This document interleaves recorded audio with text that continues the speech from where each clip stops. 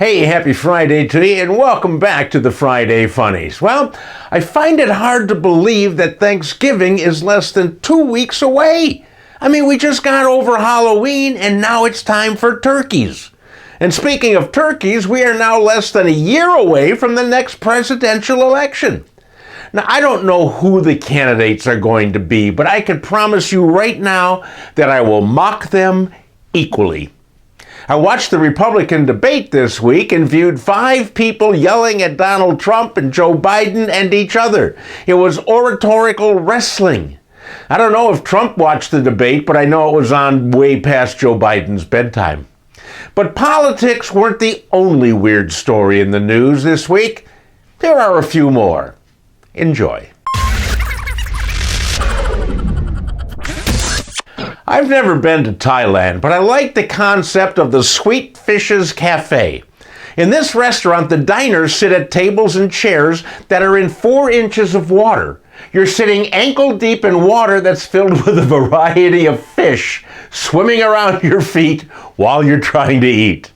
The owner said this idea of the restaurant was to let customers interact with the fish.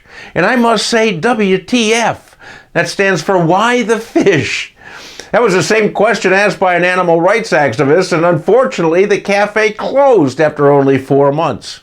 I'd like to see somebody try a version of the Sweet Fishes Cafe in this country. Perhaps a chicken restaurant housed in a big coop, allowing the birds to interact with the customers by pecking their eyes out.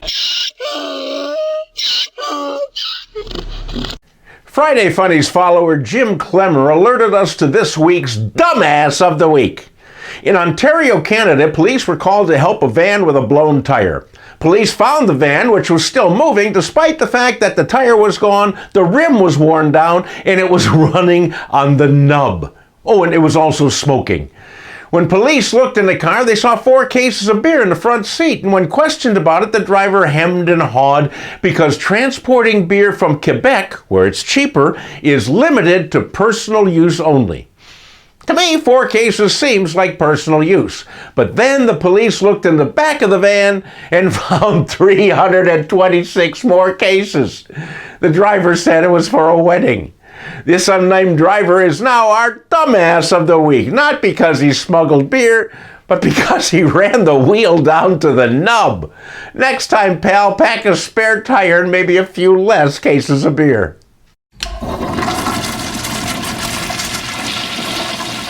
Toilets are not a commonly stolen item, primarily because they're hard to fence. Nobody really wants a used toilet, but 4 men were charged this week with stealing a toilet from Bentheim Palace in London. Now, this is the palace where Winston Churchill was born, and the toilet was made of 18-karat gold valued at about $6 million. This throne was fit for a king, or at least a prime minister. Now, the theft happened 4 years ago, but charges have finally been filed and arrests made.